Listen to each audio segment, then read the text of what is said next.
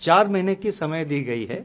आप आराम से 4 महीने के अंदर जब भी आपको सूटेबल होता है आप नोट एक्सचेंज करिए। ऐसा नहीं कि आप तुरंत आज ही जाए, कल ही जाए, मतलब आज मतलब कल से शुरू हो रहा है। ये नहीं कि आप मतलब तुरंत बैंक में जाके रश करें और इसको करें। आराम से करिए, take your time.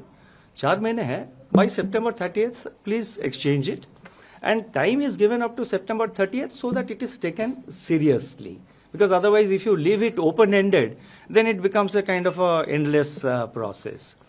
You have also raised the question after 30th September, yes. What? Now we expect most of the notes to come back. That is our expectation at this stage. We will see how much notes come back, and as we approach 30th, we will decide, at that stage. And the legal tender character, we have said that it continues. We have not said that, this will happen or that will happen. Through you, let me assure all of you, let me assure every viewer, let me assure also the readers of the print media, and also let me assure, so many people, Indians who are living abroad or who have gone on a foreign trip for a, long foreign trip. There are elderly people who visit their children in the United States or other countries for 6 months and all. There are many Indian youngsters with H-1B visa who are working in the US and other places. There are many Indians who live abroad. Through you, let me assure the people who are abroad, the people who are now in the foreign countries, and let me assure people who are within India, कि जो भी कठिनाइयां आप face करते हैं, we will be sensitive to that. Whatever difficulties or whatever representations we come across, it will be our endeavor to address the difficulties of the people and to complete the entire process in a smooth manner. So इसीलिए चिंता की कोई कारण नहीं है। आप आराम से एक्सचेंज करिए नोट। आपका जितना कोई भी कंप्लेंट हो, कोई भी डिफिकल्टी, कठिनाइयां हो, तो हम बैंकों के थ्रू या डायरेक्टली हम तो उसको मॉनिटर कर रहे हैं। जितना इस टाइप का प्रॉब्लम आएगा उसको हम एड्रेस करेंगे। 30 सितंबर के बाद सितंबर वाली बात हिंदी में बता दीजिए। मेरा 30 सितंबर वाली बात आप हिंदी में बता दीजिए सर। नहीं, आप देखिए, मैं आता हूँ। नहीं, सुनिए, आप 1 by 1 करिए ना। मैं पहले आप एक बार state that it will not be bad. Sir एक मिनट सर, आप हिंदी में सितंबर 30 की बात कर रहे हैं, एक तरफ लीगल टेंडर रहेगा। नहीं, मैंने सुन लिया, आपका क्वेश्चन सुन लिया, मैं अभी उत्तर देता हूँ, लेकिन एक एक करके पूछिए ना। अगर 4 लोग पूछेंगे तो मैं स्टेटमेंट जो आपने सितंबर 30 के बाद क्या होगा लोगों को September 30th का एक हमने टाइम इसीलिए स्पेसिफाई किया है ताकि हमने जो ये अनाउंसमेंट किया है उसको सीरियसली लिया जाए। आप किसी भी एक्सरसाइज में, किसी भी प्रोसेस में अगर आप एक डेट नहीं देते हैं तो और उसको ओपन हैंडेड ऐसे ही खुला छोड़ देते हैं तो सीरियसली नहीं लिया जाता है। इसीलिए हमने ये डेट दिया है कि 30 सितंबर तक आप रिटर्न करिए। 4 महीने की समय है, कोई जल्दबाजी की जरूरत नहीं है। आराम से आपको जब भी टाइम हो, आप नेक्स्ट September 30th तक आप आराम से आके उसको एक्सचेंज करिए या अमाउंट अपने अकाउंट में, खाता में डिपॉजिट कर दीजिए। तो इसीलिए चिंता की कोई कारण नहीं है। और जितना डिफिकल्टीज हो या जितना रिप्रेजेंटेशंस हो, मतलब जैसे कि मैंने कहा, कुछ लोग फॉरेन कंट्रीज में रहते हैं, कुछ लोग फॉरेन ट्रैवल पे गए हैं, उन सब का जितने कठिनाइयां हैं, जितना डिफिकल्टीज है, वो हम सब स्टडी करके उसके कुछ हल निकालेंगे जरूर। ये मेरा आश्वासन है और मैं सबको अश्योर करना चाहता हूं कि कोई मतलब कंसर्न की बात नहीं है। आरबीआई के जो करेंसी मैनेजमेंट ऑपरेशंस है, ये इसका एक हिस्सा है। अगर 3,62,000 करोड़ रुपए 30 सितंबर तक, देखिए मैं तो देखिए मैंने, आप एक रुक रहिए। अब 5 क्वेश्चन का तो एक ही आया।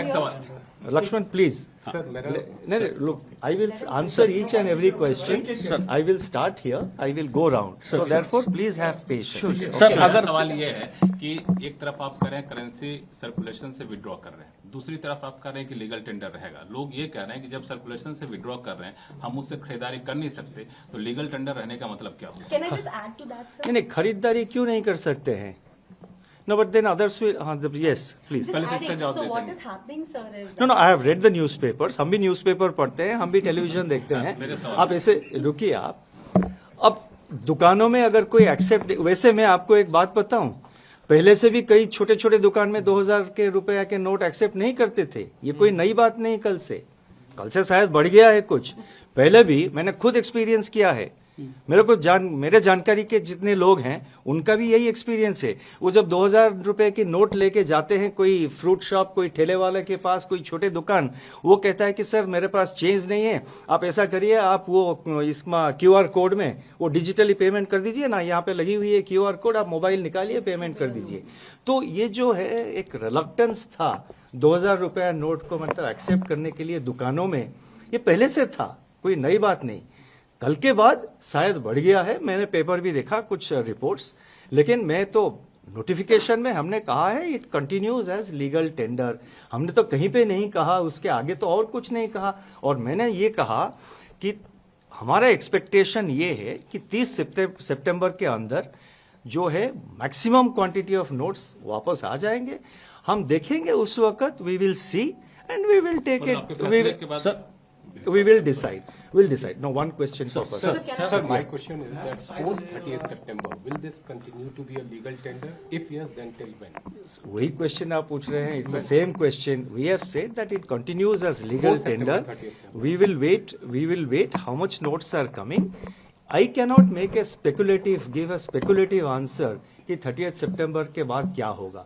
हमने तो ऐसा नहीं कहा कि भाई लीगल टेंडर जो है वो सिर्फ 30th सितंबर तक है, ऐसा तो नहीं कहा है। Yes, one question. One criticism that is coming is, sir, that if you return the notes and if there is no identification attached to it, the whole purpose of knowing how much of it was black money, from where it is coming, that won't be. नहीं, देखिए, हमने ये कहा है बैंकों में currency notes exchange करना हो या अकाउंट में डिपॉजिट करना हो, कैश में, कैश टू कैश आप एक्सचेंज कर रहे हैं या कोई भी कैश ट्रांजैक्शन अगर बैंक में करेंगे, उसका एक सेट प्रोसीजर है, एक सेट रिक्वायरमेंट्स, सेट गाइडलाइंस है। हमने ये कहा है जो एग्जिस्टिंग मैकेनिज्म है आपका, जो एग्जिस्टिंग प्रोसीजर है, आप उसको फॉलो करिए। हमने कोई एडिशनल प्रोसीजर नहीं लगाया है। जो एग्जिस्टिंग प्रोसीजर है, जो यूजुअल प्रोसीजर है बैंक में कैश डिपॉजिट का या कोई अदर कैश ट्रांजैक्शन, आप मान लीजिए आप जा रहे हैं एक कैश पेमेंट करके एक डीडी खरीद रहे हैं या कैश डिपॉजिट एक्सेसिवली आप कर रहे हैं, मतलब जैसे कि 50,000 इनकम टैक्स रूल एक है, आपको पता होगा, 50,000 के ऊपर अगर आप कोई कैश ट्रांजैक्शन करेंगे तो आपको पैन कार्ड डिटेल्स प्रोड्यूस करना पड़ेगा। तो जो एग्जिस्टिंग रूल है वो तो अप्लाई करेगा। आरबीआई तो कोई स्क्रूटिनाइज नहीं करता है, बाकी जो एजेंसीज है इनकम टैक्स वगैरह हो वो तो अपना नॉर्मल प्रोसीजर फॉलो करेंगे। जैसे मैंने कहा कि वो 50,000 के ऊपर कोई अगर टैक्स होता है तो वो तो अदर एजेंसीज के ऊपर डिपेंड करता है वो क्या करते हैं। लेकिन आरबीआई के तरफ से हम ऐसे, मतलब किसने कैश ये किया, हम आरबीआई के तरफ से नहीं उसको नहीं करते हैं। जैसे आपको पता होगा बैंकों का एक रिपोर्टिंग सिस्टम है जिसको CTR STR वगैरह कहते हैं, आपको सबको पता है, वो तो मॉनिटर करते हैं।